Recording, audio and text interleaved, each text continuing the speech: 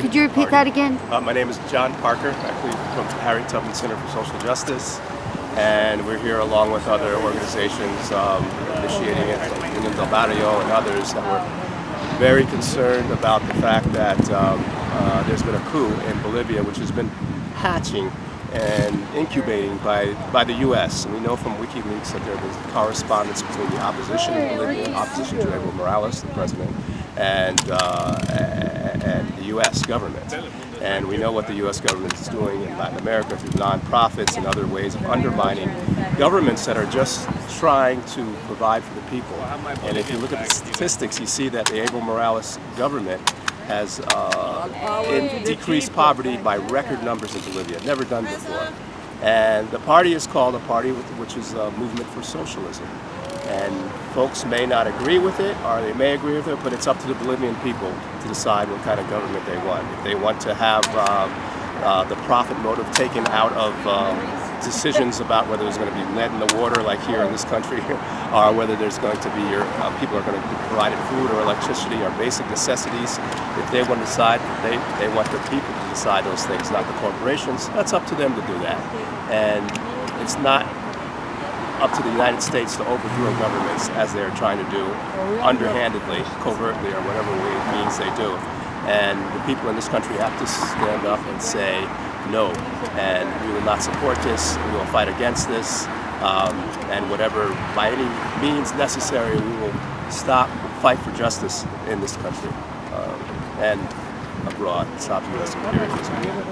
I understand that Morales won the last election by more than a 10% margin over his nearest rival. And it's so interesting that the elections, in addition to the election in Venezuela, these elections are monitored, and we know that the elections are fair, but the U.S. doesn't like the result, and the opposition didn't like the result, so they work hand in hand to deny the people basic democracy. And this country is supposed to be about democracy, but that's a lie.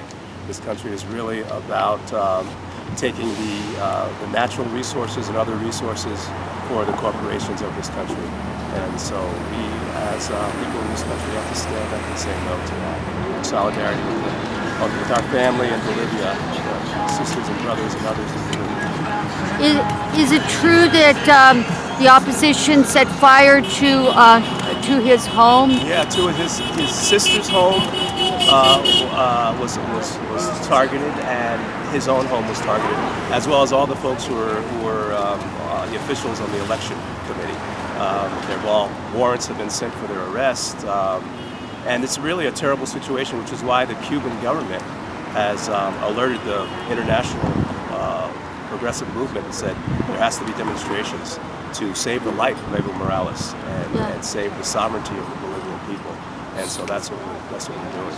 So in the countries our government is trying to overthrow, say not Hugo Chavez, but Nicolas Maduro, won by close to a 70% margin, and Morales just won by a very large margin too.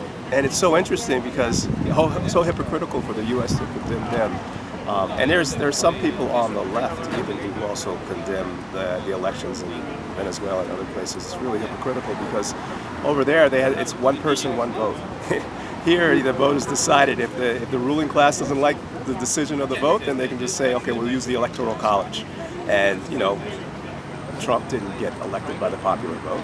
So it's just so hypocritical for them, and it really just shows blatantly that capitalism, imperialism is a system that is not for the people. It's not for democracy. It's not for freedom. Is there hope that Evo Morales and democracy will be restored in Bolivia? Yeah, we don't know how far this disease, this counter-revolutionary disease by this civilian police force reaches into the military. And we don't know what the response is going to be from the people. Overwhelmingly, the people, especially indigenous people in Bolivia, are concerned. And maybe we'll be like 2002 in Venezuela, where maybe we'll be like 2002 in Venezuela, when the people saved Hugo Chavez's life and and saved their Bolivarian revolution. We're hoping that the same thing will happen in Bolivia. People are actually, Evo Morales actually told the people to fight to keep their Bolivia. So it's not over yet.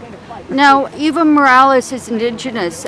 Is this also a racist war, such as the one against Nicolas Maduro, or the attack on Nicolas? Oh yeah, yes, most definitely. In fact, the country's name is the plurinational Bolivia, and that was in recognizing the fact that the indigenous people have not had a say-so in Bolivia before Evo Morales. And Evo Morales, who is indigenous himself, represents the self-determination of the indigenous people there as well.